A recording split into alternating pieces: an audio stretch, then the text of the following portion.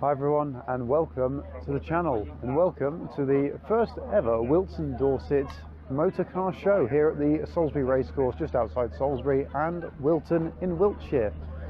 Plenty of cars here today, both modern and classic. It's not just a classic car show, it's just a car show for anyone who wants to show up and is a fan of motor vehicles. So let's go and have a look. First car we come across then here at the motor show is this BMW 8 Series. Now these were very popular little cars in the 80s. Very popular for their looks, at least. Maybe not massive sellers, because as far as I know they were quite pricey at the time. Either way, really nicely styled. Loving the interiors on these. Pop-up headlights for the win, of course. Very nice. And not only have we got one here, we've got two, and they've got almost matching number plates. R31 BMW, P31 BMW. That's pretty cool. Don't know whether these people know each other. I'd imagine they do. But a bit like the Renault Aventime we saw at the Hub Nut Social. It all opens up very neatly in there. Probably makes it seem a lot more open and spacious than it actually is. This is probably the first and only time you'll ever hear a BMW 8 Series compared to a Renault Aventime. Either way, a cool little car. I really quite like them. Porsche 914. Very small little thing. Mid-engined. Look at all that just underneath there. Very neat. Quite like the styling on these things. 1.8 litre in this one. We have a look on the interior. Ooh, I like that a lot. Apologies if you can't see too well into the interiors through the camera. Of there's nothing I can do about the lighting. Next to the Porsche we've got this rather lovely looking Volkswagen Beetle. Twin exhaust tips, engine, air cooled of course. Air filter. Of course another one of these people's cars. Of course Britain with the Mini, Italy with the 500, France with the 2CV or Renault 4. This was West Germany's one, and latterly full Germany's one. I do like these. Loving the radio now actually, that's really cool. I get a little storage space actually just back here. I'm not sure how it's been picked up on camera, mind, but it's very cool. Love this car. Looks like it's been restored at some point. 1965 Volkswagen Beetle. There's appeared in several customised variations over the years and featured in many magazines. Recently restored. There we go. Subtle performance and safety upgrades. Why wouldn't you? Next to the Beetle, VW Camper split screen. Have a look in there. Very upright driving position. Of course, steering wheel in front of the wheels. It's very open. Of course, rear engine on this. All tucked away under there, and on top of that, storage. This is the interior of the camper. So you've got many seats. I imagine originally you could maybe have 3 at the front, 3 in the middle, 3 in the back, making this a 9-seater. It's a very nice setup. I like the little table on the side. Classical Porsche in this lovely red paint. This looks gorgeous. Similar bag to my camera bag actually. Wood rim steering wheel.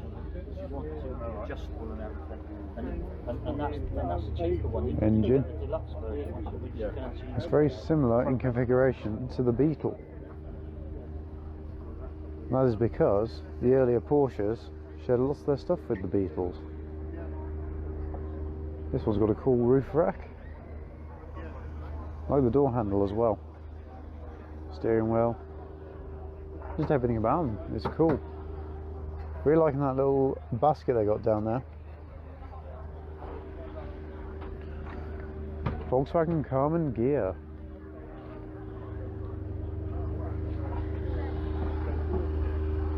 These are very stylish little vehicles. Have a look in there. Of course, this one being the convertible means you get a good look at it in natural lighting. The shelf down there, that's cool. Some netting. Glove compartment, a handle for the passenger who may be terrified.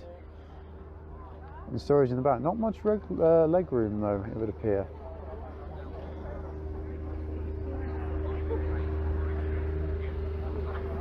Loving the front styling on these though. These look great. White wall tyres as well. And on this one next to it, the hard top. So we've got the convertible and the hard top next to each other. Perfect symmetry. Gives a good idea of the differences. And again, same engine as in the Beetle. If it's reliable and it goes well, why not? Actually, you can still get quite a reasonable amount of space around the engine in here. Certainly makes it easy to work on. Very cool.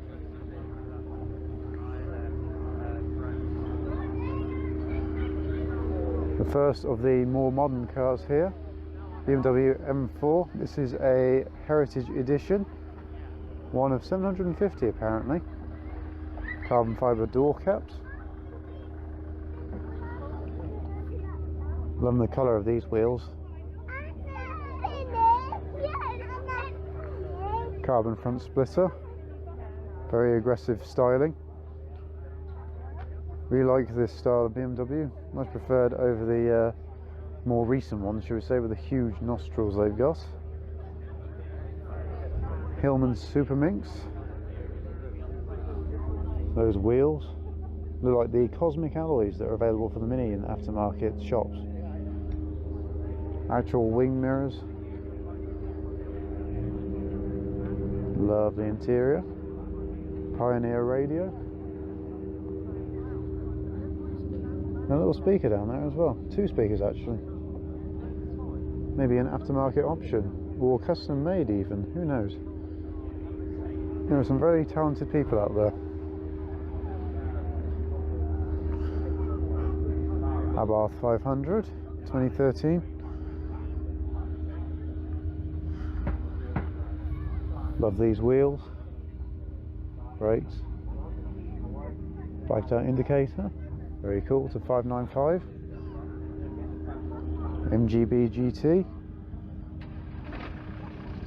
Chrome bumper. Arguably a better driving car than the plastic bumpered versions that came later on, because those ones had raised up suspension so the lights were the right height to be sold in the United States. So of course higher suspension, not as good at cornering.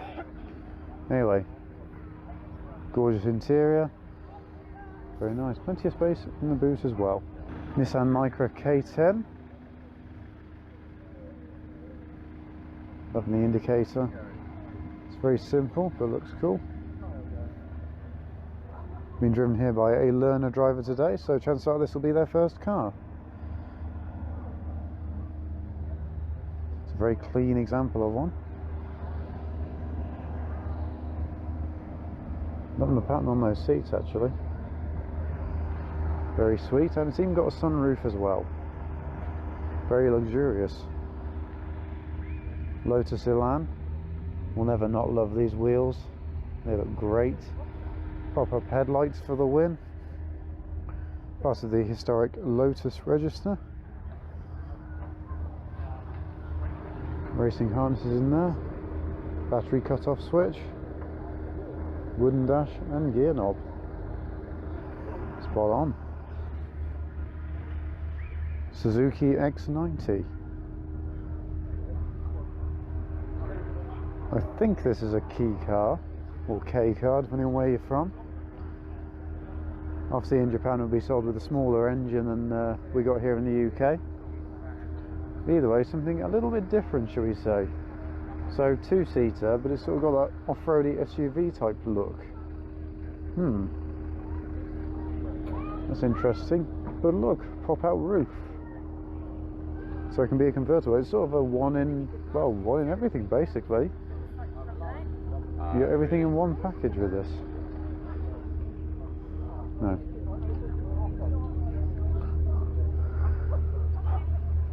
The X90 then is a bit of an all-in-one package. You sort of get SUV type styling, convertible, and two-seater, and yet very practical. It's an odd mix, but it does appeal massively. I really quite like it. Ooh, Caterham. The Caterham Super 7 Sprint. Love the way that the 7 is on the grille there. That's cool. Q-Reg as well. Side exit exhaust. That's a work of art, especially the welding on that bit. Very small gear shift. Very similar switches to the ones I have in my Mini. Steering wheel. Door. Looks cool. Like the paintwork on this as well.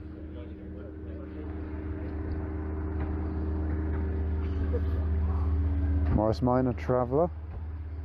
All kitted out. Loving this. That's brilliant. And it's solar powered as well, so they don't have to worry about batteries. Classic picnic set in the back. Table. Hamper. Even got an old-timey camera by the looks of it. And a radio. Very much taking the theme of the 1960s seriously with this.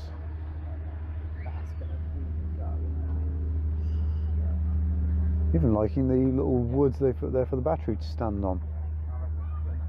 Nice. MG Metro. Very cool little car. Of course, the slightly sportier version of the Austin Metro. Before that, it got different grille, different wheels. Obviously, the MG badge to signify sporty. Love the interior, red piping. Very sweet. Loving the grills as well. Very tidy MGF. Spare wheel located in the front because of course the engine is not here, it is mid-engined. Also twin horn. Red seats. Dashboard. As always, love the MG in the actual dashboard.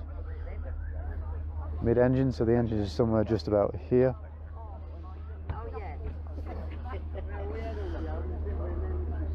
Enreg, so mid-90s.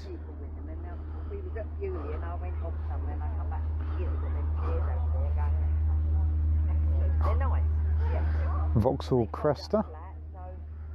Massive thing. Looks huge. Do you like this though? And the horn. Really like the horn actually, the styling on that. It's superb. In fact, it's twin horn, one either side. But of course, Vauxhall being part of General Motors at the time, an American company.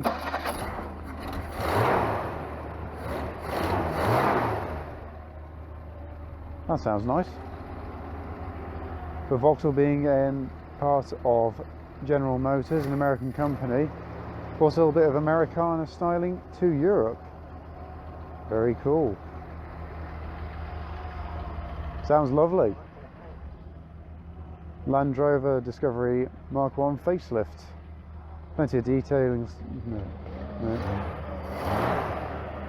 Land Rover Discovery Mark 1 facelift. Plenty of details gone on with this one. Lots of work put into it. The paintwork is stunning on it, it has to be said.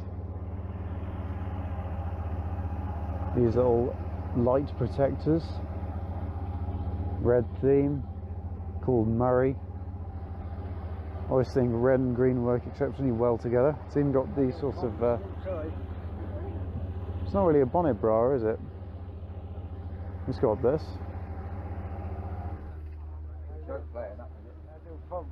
Very cool.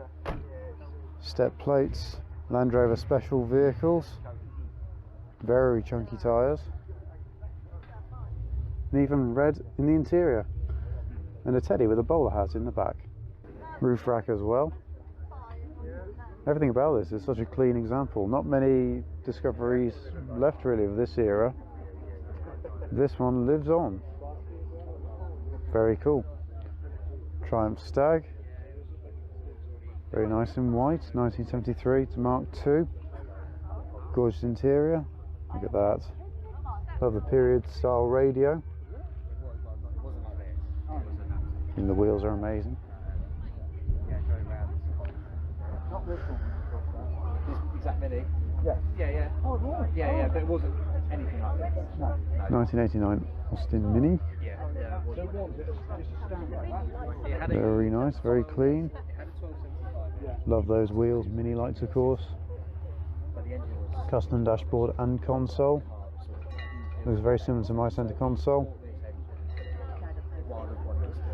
Had a few magazine features it would seem. Very cool. My first year, did over 10,000 miles.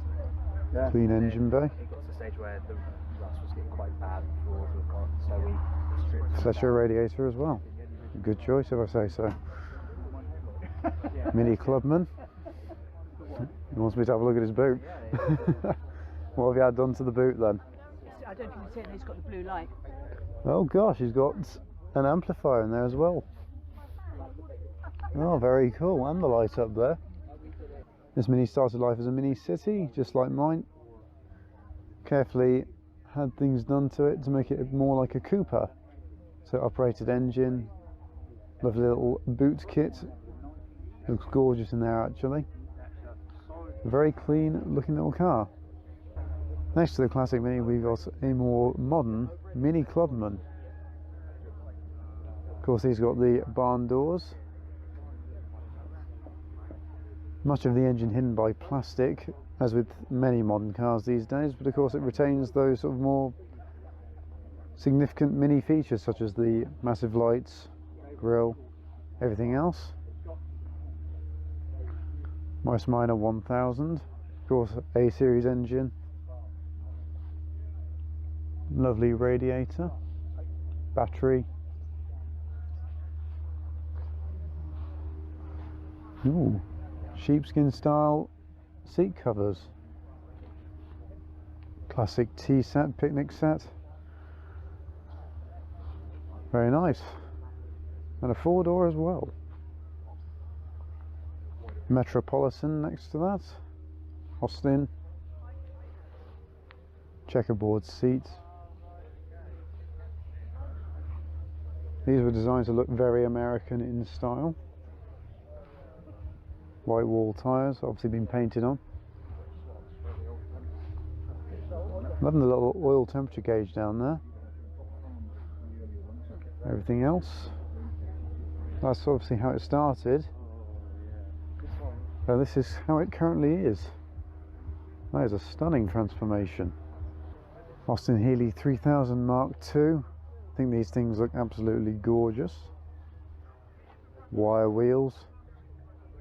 15-inch rims, like little door pockets actually. Those are cool. It's got overdrive, 4-speed gearbox, tiny interior mirror and seats. Ford Zephyr.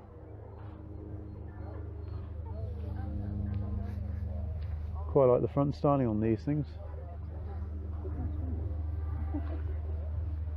Aerial. Can't say I know a lot about these cars, but what I do know is I like the look of them. Of course, a bit more American styling on this with the finned rears. I would imagine behind this place is where the fuel filler cap is as well. So it looks to hinge up, so I imagine that's probably where it is. The one thing I do love about it though is that speedometer. Look at that. That's perfect. Also vinyl roof. Another split screen Volkswagen camper. Love the way these things fold forwards, hinge outwards. Very cool. Liking the paintwork on this as well. And all the interior stuff clearly is made to be a camper, this one, with socket under there, sockets, Then you've got speakers in there, so it's a fully kitted out little bus and a little desk. I'd quite like one of these. Another Morris Minor Traveller.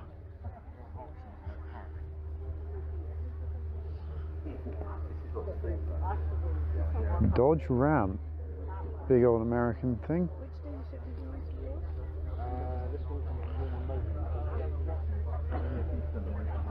Step up to get in. Left hand drive, so an import. Huge mirrors. And a huge loading bay as well. Crikey. Tough liner, it says on there. Triumph Stag in yellow. Always like the Stags. Like the way the roof can be mounted on there, taken away. Lovely interior. This particular one is a V8, so that would be the Rover V8 block in there, I would imagine. Very good little unit. MGC, I think this is. Yes, because it's got the bulge in the bonnet. So we've got the C series engine, which of course larger than the B series, surprisingly enough. It's a bit more powerful as well. Very nice. Lovely interior. Love the speaker down there as well.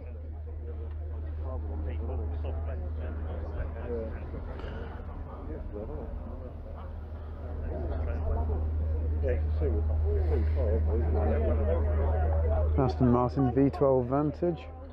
Plenty of carbon fibre on this.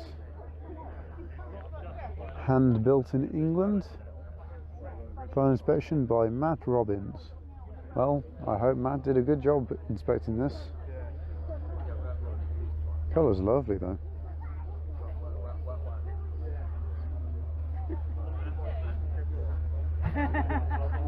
Much carbon fibre. This is very cool. Suzuki Cappuccino. Again, another little key car from Japan. Love the hat. These things are tiny inside, naturally being the key car class.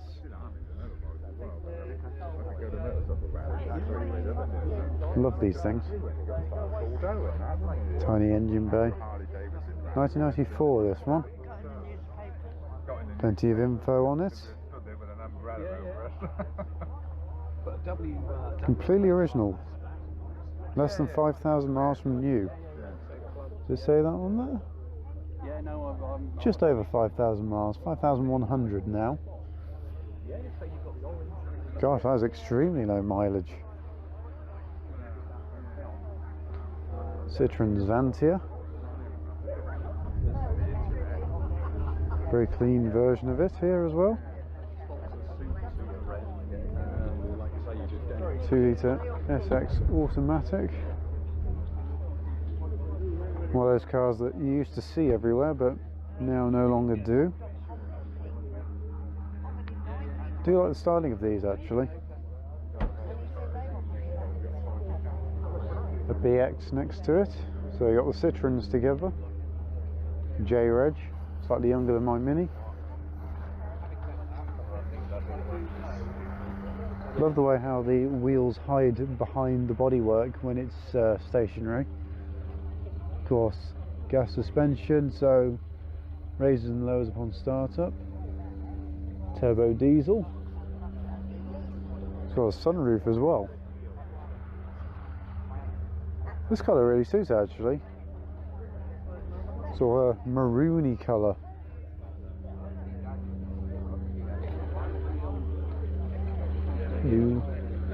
Another Morris Minor Traveller. This time in green. An MG Midget, 1275cc. It's been restored. Love the little luggage rack on the boot lid. That's quite sweet. Wheels.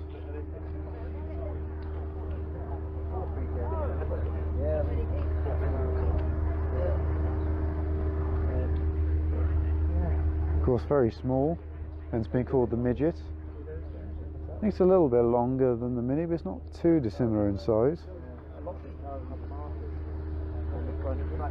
Looks like a car that would be driven by Parker for Lady Penelope. Rolls Royce. Camargue, 1980 this one. Look at all that luxury in there. Wow. Two-door as well. But of course, that typical Rolls Royce front.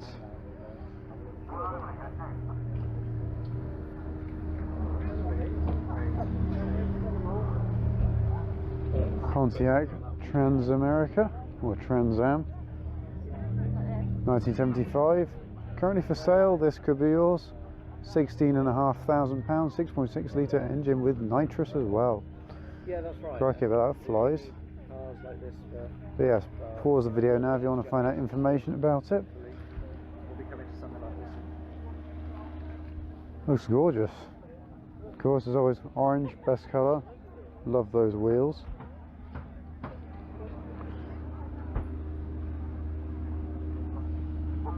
This one here is a Cadillac Coupe de Ville.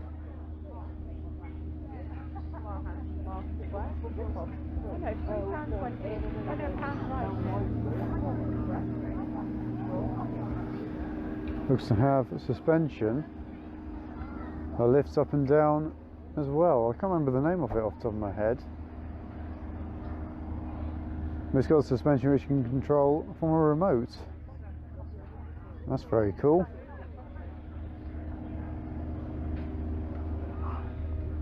But just how long is it? Well, let's find out.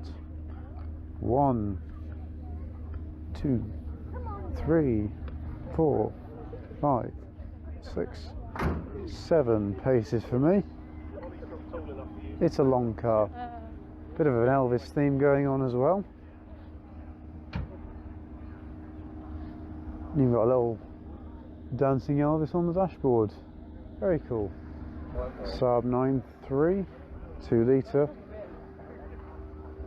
Of course, Saab shared a few of its components with Vauxhall because Saab at the time was owned by General Motors as well. Of course, Saab not being a company that exists anymore. Saab is gone.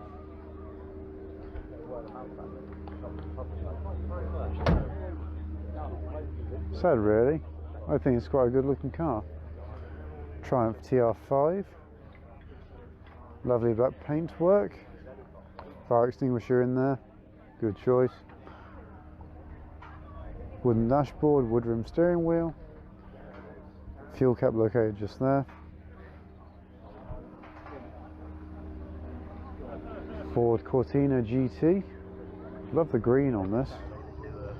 Steering wheel as well.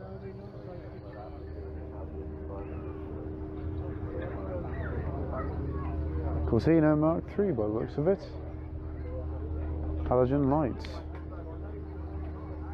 The first Mini of the show. Mini Cooper. Or it might be a replica, who knows. L-Reg, so 1993-ish. 94. It's obviously a bit of a replica, but either way, very cool. I love the graphics on it. Over here of the first of the Ford GT40s. These one, however, being replicas. This one's a KVA. It's got a Renault 21 gearbox. Thing is, of course, replica, obviously not the genuine thing. However, that doesn't matter to me. Replicas are an affordable way for people to own their dream cars. Ford air filter on it, Ford Motorsport engine. I believe it's a V8. Tiny little racing windows and a bear in there. If we go around the other side,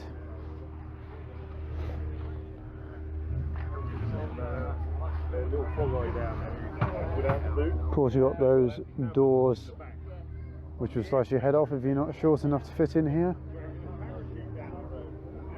You got your gear stick just there, steering wheel, It's actually reasonably spacious in there for a racer, of course.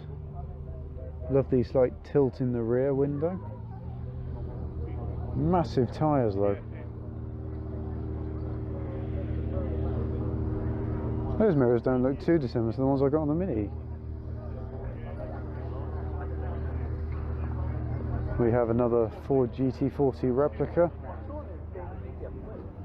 This one being an RCR, or the Mark II. Small block Ford V8 engine. 3.3 litre by the looks of it. The thing is with a replica, there are usually certain things that give them away that they're not genuine items. The genuine cars even.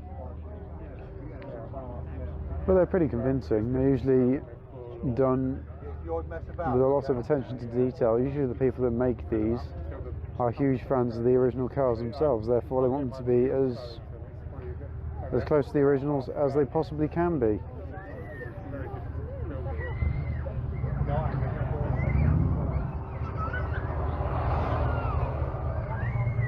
A Wolseley here, having the paintwork on it. That's classic badge and grille, very recognisable. This is a Wolseley 1660,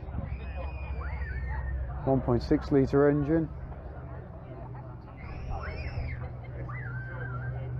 Very nice looking car. Loving the wing mirrors. Ferrari 360 convertible, this one. Prancing horse on the side, of course. Carbon fibre door mirrors. Typical Ferrari gear shift. Love it. Love this era of Ferrari actually. Very cool. Next to it, Ford Escort Xr3i. This one being the Mark IV. Got fuel injection. Love these silicon HT leads. Roof bar as well. Even smells like the 80s.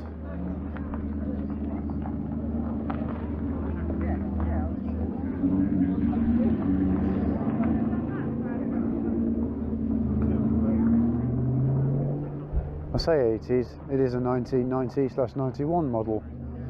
Either way, these cars were developed in the 80s. Next to it though, arguably it steals the eye away a little bit from this one. Jaguar E-Type. It's an automatic as well. It's gorgeous in there. Obviously the centerpiece, the engine bay. Just look at that.